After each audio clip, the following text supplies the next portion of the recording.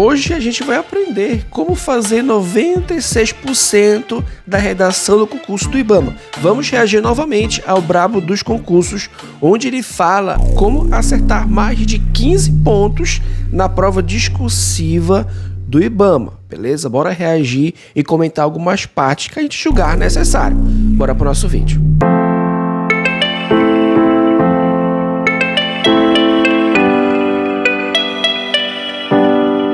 Tudo bem? Muito prazer. Para você que é novo por aqui, ainda não conhece a nossa comunidade, o nosso objetivo do nosso canal.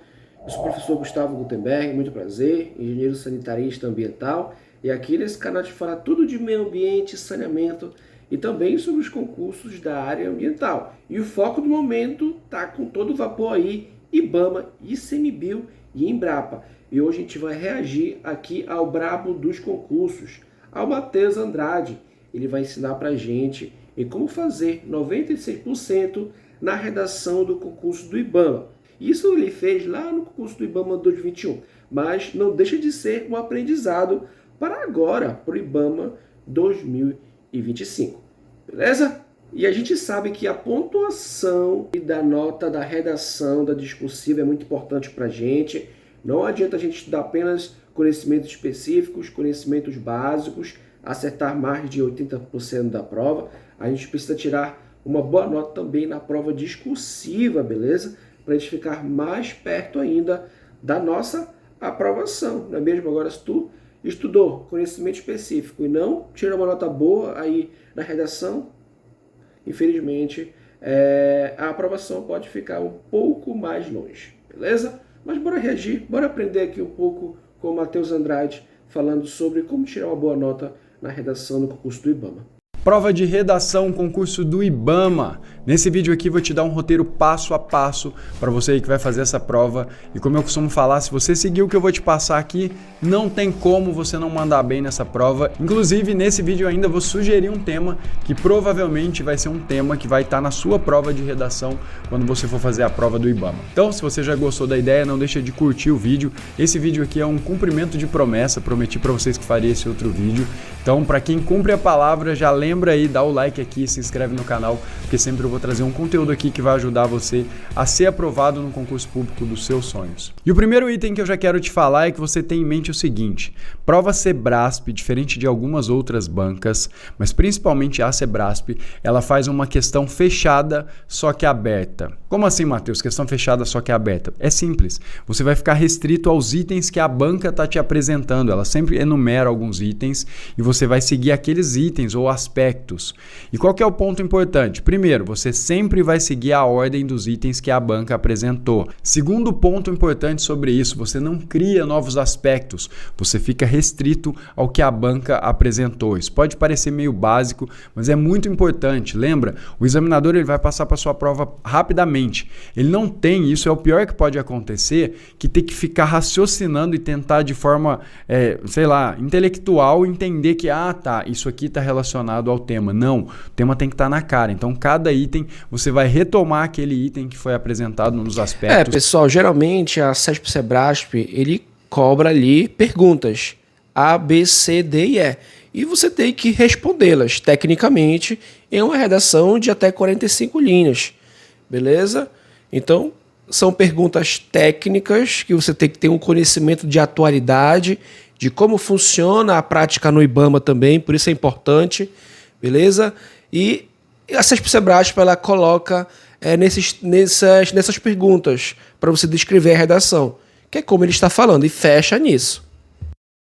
E vai colocar dentro do seu texto, tá? Ctrl+C, Ctrl+V do tema.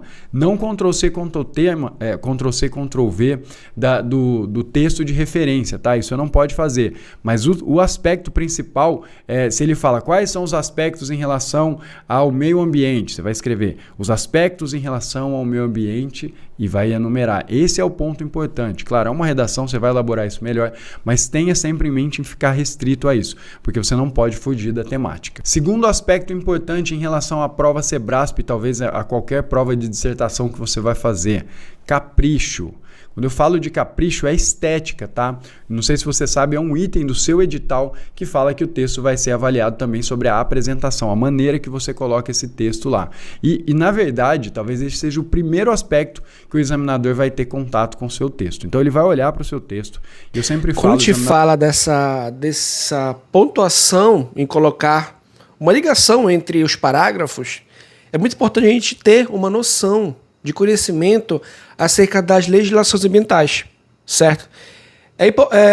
Essa parte, quando a gente fala, por exemplo, da Lei 12.305 da Política Nacional de Resíduos Sólidos, temos também a 12.651, que é o novo Código Florestal, principalmente a Lei de Crimes Ambientais, Política Nacional do Meio Ambiente, a Constituição Federal de 88, é uma forma da gente fazer a interligação através dessas legislações ambientais. É uma dica aí para vocês. Ele vai ficar mais ou menos 2 minutos com o seu texto, é muito rápido. Então você já tem que ter aqueles segundos para o cara bater o olho e ficar com vontade de ler, com vontade de corrigir. Então como é que você faz isso? Tendo cuidado a escrever. Não é escrever com a letra bonitinha. Claro, se você tiver uma letra bonita, ok. Mas é escrever de forma legível, que isso é uma forma de respeito com o examinador. Se você escrever um texto com uma letra ruim, você está prejudicando o trabalho dele. Então escreva de uma forma legível, mas se preocupa com a estética, o recuo do primeiro parágrafo, o recuo dos parágrafos, na verdade, isso deixa o texto mais bonito, né? Mais organizado. É como se você lê um texto, tá? Imagina que você tem um texto justificado sem nenhuma divisão. Você olha para aquele texto e fala, nossa... Agora, se tem as divisões, né, os recuos, os parágrafos bonitinhos, isso faz diferença. Outra dica importante, e aí para quem tem letra feia, se esse é o seu caso, fica tranquilo. Esse também era o meu caso, a minha letra é horrorosa e eu escrevia letra de forma, tá? Agora, com um cuidado importante, eu diferenciava maiúsculas de minúsculas. Então, eu escrevi um pouquinho maior a letra maiúscula e é isso que eu recomendo que você faça se você tiver uma letra ilegível, né? A letra cursiva sua for ilegível. Terceiro ponto que eu quero levantar para você é em relação a português. A estrutura... Vocês já imaginaram, pessoal? O examinador passa 2 minutos com a tua prova. Então, tu tem que fazer um negócio bonito, um negócio atraente. Ele fala que não é uma letra bonitinha, mas, de modo geral, no fundo, indiretamente, é uma letra bonitinha, que vai chamar a atenção do examinador, que vai atrair ele a querer ler o teu texto. Além também de obediência às normas gramaticais e clareza aí em passar a tua mensagem, a tua informação através do texto. É atrair ao teu leitor no teu texto. Entendeu?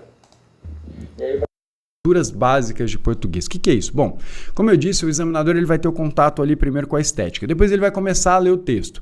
E antes mesmo dele entender, né, o conteúdo, ele vai estar olhando ali, claro, o português, a maneira que você escreveu as palavras, a grafia das palavras, ou mesmo o uso errado de algumas palavras. Então eu quero que você tome muito cuidado, tá? Pessoas que escrevem bem normalmente têm um bom português. E por isso português é a matéria mais importante em concurso público, em qualquer concurso público. Então se você tem dúvida em relação à grafia de alguma palavra, tome cuidado, tá? Use um sinônimo. Uma outra coisa importante é não usar estruturas erradas. Então eu falei disso esses dias num outro vídeo. Quando você usa mais com i, e no caso era usar mas, né, a conjunção AS só, né, e isso é um erro grotesco. Outros erros também que eu vejo muito, né, ao encontro de encontro a. Muita gente, assim, gabaritada na internet fala, isso que você falou vai de encontro ao que eu acredito. Tá errado isso. Inclusive vocês aqui, vamos testar a audiência. Por que essa estrutura tá errada, né? Nesse caso. Na verdade, como é que usa aí a estrutura ao encontro e de encontro a? Que são estruturas completamente diferentes. Mas o que eu quero que você tenha em mente? Você tem que tomar cuidado com como você escreve. Eu sempre falo disso. O examinador, ele tá olhando. Imagina que ele tá criando um cenário ali para ver a capacidade do aluno. Aí começa a ter esses erros bobos de português, erros até grosseiros. Ele vai nivelar e vai colocar esse aluno mais embaixo, tá? Claro, ele vai descontar o ponto, mas além de descontar o ponto, ele vai ficar meio tendenciosamente predisposto a te dar uma nota baixa, e não é isso. É isso mesmo, pessoal. A gente tem que ter muito cuidado com esses pontos que já são habituados na nossa vida diária. A questão do mais, a diferença quando é adversativo, quando é uma adição, mais com i ou mais só com s. Isso já é algo antigo, nossa, que a gente já deveria ter aprendido, Por isso o examinador, pô, cara, tu ainda não aprendeu isso? Então a gente precisa ter muito cuidado, e principalmente com as novas normas gramaticais. Vocês já viram aquela divisão dos porquês? Porquês com acento circunflexo, porquê separado, porquê junto? Tem que tomar muito cuidado com isso também, certo? Esses pontinhos aí são claros para quem tem conhecimento na leitura do teu texto, vai identificar ali rapidamente o que você não consegue ver, beleza? Mas o teu leitor vai conseguir ver, certo? Então, se você conseguir fazer de forma correta dentro das normas gramaticais, beleza. Se tiver dúvida, não faz, beleza? Você quer, não é isso que a gente quer que aconteça. Então toma cuidado com essas estruturas básicas. Outro ponto muito importante é que você entenda exatamente o que é uma dissertação. E existem dois modelos de dissertação. Tem a dissertação expositiva e a argumentativa. Inclusive a gente usa sempre a dissertação argumentativa. O que você precisa entender disso? A expositiva é como se você fosse um jornalista, né? Embora muitos jornais tenham aí, tendenciosamente a notícia vem com um contexto mais argumentativo, né, pela forma de escrita, mas o ideal é que não fosse simplesmente a descrição dos fatos. Agora, no caso de uma dissertação, você vai ter que defender algo, né? É uma argumentação. Você vai ter que persuadir a pessoa ou fazer com que a sua linha de raciocínio faça sentido ao final. Então a gente usa o texto dissertativo ou argumentativo. Então, basicamente, é organizar suas ideias para defender algo ou explicar aquilo de uma forma e contextualizar, tá? E isso é legal que você entenda essa diferença. Muita gente não entende essa diferença e o texto fica raso, sem uma profundidade e sem essa capacidade de persuadir. Outro ponto importante, ainda falando de dissertação, é você seguir a estrutura dissertativa. O que é isso, Matheus? É bem simples, é aquilo que a gente aprendeu na escola, é um modelo universal, que é introdução, desenvolvimento e conclusão. Sempre você vai seguir essa sistemática. Tem gente que às vezes começa a querer viajar na maionese, acha que vai ser, sei lá, Guimarães Rosa, Clarice Lispector. Não, você só precisa seguir essa sistemática, ter bons argumentos e não falar nenhuma besteira, né? Seguir a temática, como eu disse, os aspectos que a banca levantou. Então, se você seguir isso, não é uma prova que vai causar muitos problemas, porque provavelmente você vai ter muitos argumentos em relação ao ambiente, porque você já vai ter estudado toda Pessoal, além da gente ter práticas e práticas em redações, estuda o básico, tá bom? Estuda o básico primeiro, introdução do primeiro parágrafo, desenvolvimento do segundo parágrafo, conclusão no terceiro parágrafo. Como vai iniciar o primeiro parágrafo? Como vai iniciar o último parágrafo? Por fim? Não sei, mas é importante que você se habitue com pequenos atalhos que podem te ajudar aí na caminhada de uma boa pontuação no curso do IBAMA, na redação principalmente. Entendeu? São coisas que já são padronizadas, certo? Como a introdução, o desenvolvimento e a conclusão. Então é importante sempre a gente estudar o básico. Legislação, as legislações específicas no caso do IBAMA, isso já vai te dar um ferramental grande para escrever e é só organizar isso nessa estrutura. Então você vai fazer uma introdução um pouco menor, 2 parágrafos de desenvolvimento e 1 parágrafo de conclusão. É bem simples, é isso que você vai fazer. Um outro ponto que eu quero trazer para você em relação ao seu texto é que o seu texto tenha unidade. O que é isso? É quando você olhar para o seu texto ou quando o leitor, né, no caso o examinador, estiver lendo o seu texto, ele tem uma lógica, uma cadência. E como é que a gente consegue isso? É linkando, né, utilizando conectivos. Tem até um professor que eu gosto muito, que é o Marcondes Júnior, ele fala sobre isso. Ele fala que os conectivos são como se fosse cola ali. Você vai conectando uma frase na outra. E como é que a gente faz isso na prática, né? Eu sou extremamente prático, não gostava de perder muito tempo. O que eu fazia? Simples. Eu já gravava, né, algumas palavras que são palavras coringas, né, que vão dar essa cadência. Ele vai retomar um aspecto que você falou e vai já te preparar para o próximo argumento. Então, assim, nesse sentido, sob essa ótica, além disso, infere-se, portanto, e aí você complementa. Então, perceba, ele retoma algo que você falou e dá essa cadência. Então, os conectivos dentro dos períodos e também dos parágrafos, eles dão essa noção. Então, quando a pessoa lê, ela consegue entender melhor e sentir essa progressão do texto. Então, é bem simples, basta você decorar essas palavras e utilizar no seu texto e vão facilitar até mesmo a maneira de pensar, tá? É muito louco.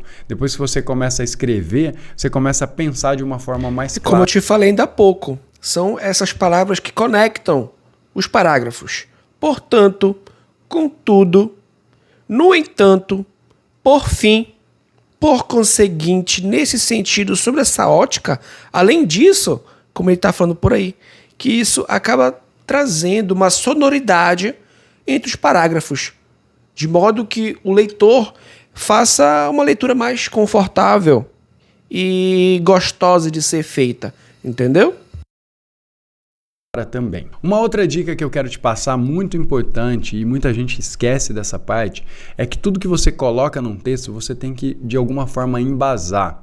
Como que a gente vai embasar algum argumento? Simples. Você pode citar, por exemplo, a Constituição Federal. Eu sei que tem gente que decora o artigo, sei lá, os direitos e garantias fundamentais. Tem alguns artigos ali que você coloca a dignidade da pessoa humana, enfim, e a pessoa decora. Eu acho isso até interessante, sim. Claro que tem que ter alguma ligação, né, com o aspecto do texto, claro, mas tem gente que decora e usa para todos. Mas ok, pelo menos está fundamentando. Mas você pode fundamentar em leis, você pode pegar autoridade sobre o assunto, né? Sei lá, um ministro, alguém que seja uma referência, falando, por exemplo, de meio ambiente. Você pode, por exemplo, também utilizar dados estatísticos. Então, sempre que você for argumentar, você fala, o problema é grave porque houve um aumento de 60% na incidência desses casos, segundo a, sei lá, OMS, ONS, sei lá. É aquele negócio, né, pessoal? Eu acho que é a Constituição de 88, eu não sei exatamente qual o artigo. É exatamente essa parte, a dignidade da vida humana, de um meio ambiente equilibrado. O pessoal gosta de colocar isso, sabe? É até importante dele falar isso, que é uma das principais frases que eles pegam aí da Constituição Federal de 88, principalmente, que é de lá, né? Qual órgão que você vai fundamentar, mas é muito importante que você tenha isso em mente. Então, isso vai mostrar para o examinador, para o cara que está corrigindo o seu texto, que, caramba, esse cara tem um contexto, ele sabe o que ele está falando e os argumentos dele são, por exemplo, dados estatísticos não tem questionamento, né? É um dado estatístico. Então, essa é a minha recomendação sempre, tá?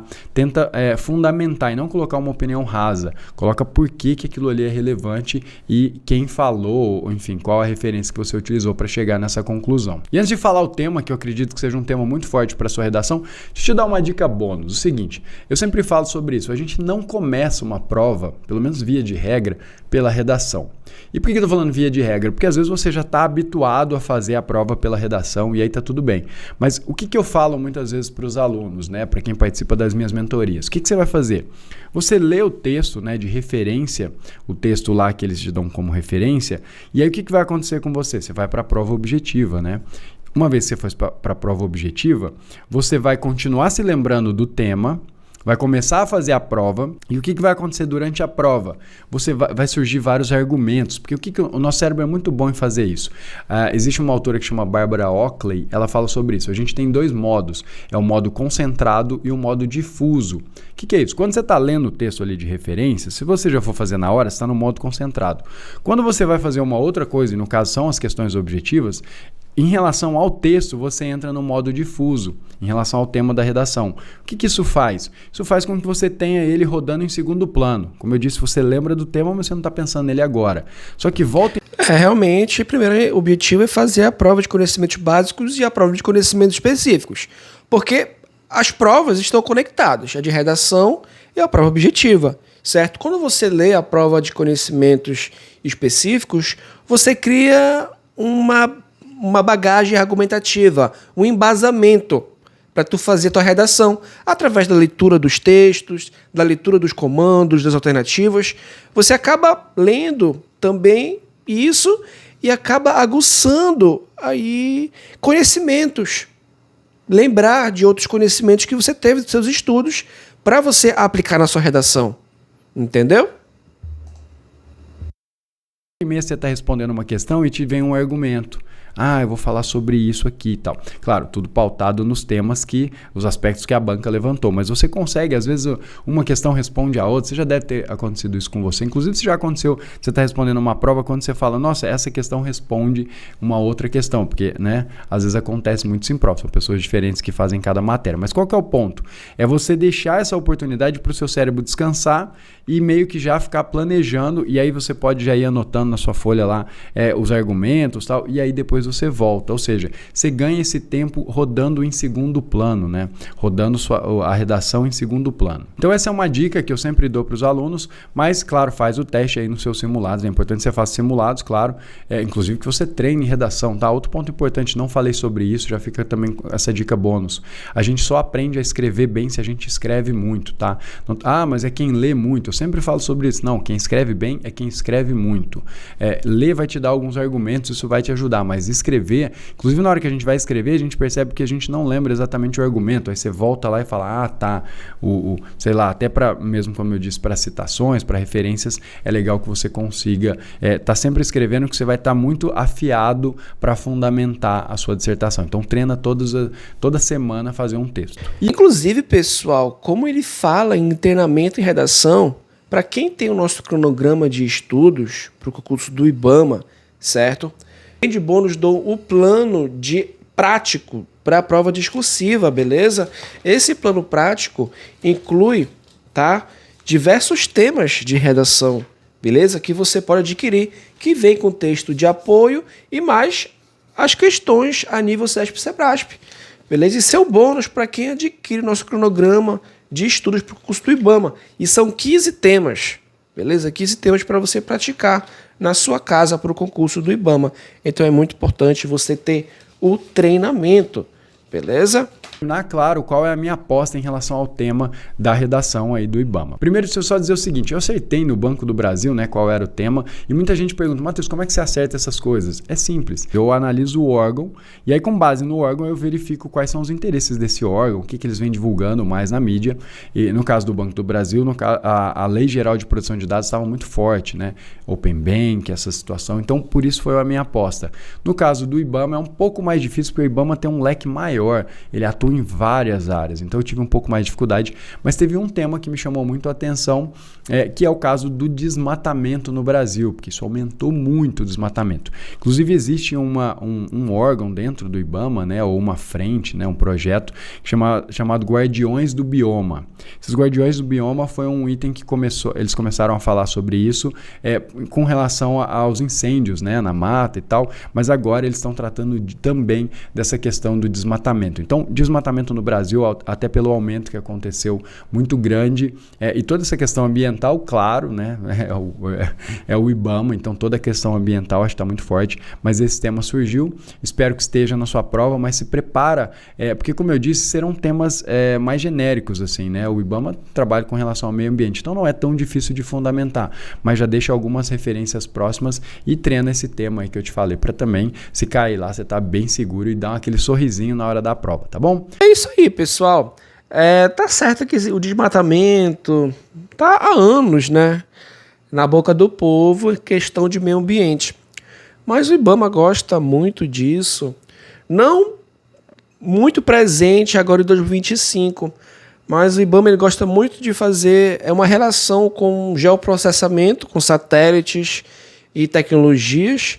Eles podem fazer uma relação com o desmatamento, as queimadas, mas como houve a junção aí desses três temas, vai ser aí provavelmente uma redação muito bem elaborada, beleza? Fazendo com que haja uma junção aí desses três temas, de licenciamento ambiental, fiscalização e qualidade ambiental. E dá para eles fazerem aí essa relação, ok? Desmatamento tem fiscalização, desmatamento causa poluição atmosférica, pode também ter poluição aí no solo, para quem utiliza garimpo, certo? Aí na floresta amazônica, tudo está envolvido com o licenciamento ambiental, com a fiscalização e com a qualidade ambiental. Beleza, meus amigos? Eu espero que vocês tenham gostado desse react aqui do Matheus Andrade, o brabo dos concursos. Foi grande conhecimento que a gente acabou de tirar aqui dele. Eu acho que isso é importante a gente pegar outros conhecimentos da opinião de outras pessoas sobre o concurso do IBAMA. Tá bom, pessoal? E para você que ainda não sabe qual a pontuação que você deve seguir, ou melhor mesmo, falando, a pontuação que você precisa tirar para você ser aprovado no concurso do IBAMA, eu montei um vídeo aqui no card que eu estabeleço quanto você precisa tirar, ou melhor dizendo, quantas questões você precisa acertar em conhecimentos básicos e conhecimentos específicos no IBAMA 2025. A gente vai ficando por aqui. Não esqueça de deixar o nosso like, ativar as notificações e se inscrever nesse canal. A gente vai ficando por aqui. Até a próxima e um abraço.